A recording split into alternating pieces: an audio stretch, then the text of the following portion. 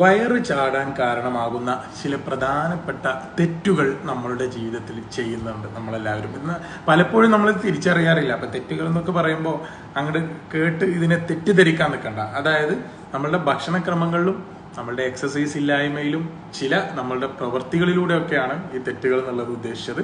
അതായത് അമിതമായിട്ട് ഭക്ഷണം കഴിക്കൽ. നമ്മളുടെ വയറ് നിറഞ്ഞാലും ഭക്ഷണത്തിന്റെ ടേസ്റ്റ് കാരണം വീണ്ടും വീണ്ടും നമ്മൾ കഴിക്കുക, വയറ് കുത്തി നിറച്ച് കഴിക്കുന്ന സ്വഭാവം, ആ ഒരു പ്രവണതയുള്ള ആളുകൾ ശ്രദ്ധിക്കുക, കുടവയറുണ്ടാകാൻ സാധ്യതയുണ്ട്. അത് ചെയ്യാതിരുന്നാൽ നിങ്ങൾക്ക് ഈ ഒരു പ്രശ്നം കുറച്ച് കൊണ്ടുവരാം.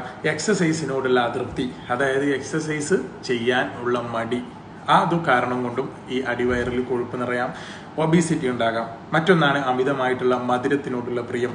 ഈ അമിതമായിട്ട് മധുരം കഴിക്കുന്ന ആളുകളിലും ഇതുപോലെ തന്നെ അടിവയറിൽ കൊഴുപ്പ് അടിഞ്ഞുകൂടാനുള്ള സാധ്യതയുണ്ട്.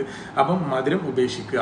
അതുപോലെ മറ്റൊന്നാണ് പ്രോട്ടീൻ കുറച്ചുകൊണ്ട് കാർബോഹൈഡ്രേറ്റ്സ് അമിതമായിട്ട് കഴിക്കുക. അതായത് നമ്മുടെ ശരീരത്തിന് പ്രോട്ടീൻസ് ആവശ്യമാണ്, എനർജിക്ക് പ്രോട്ടീൻ ആവശ്യമാണ്.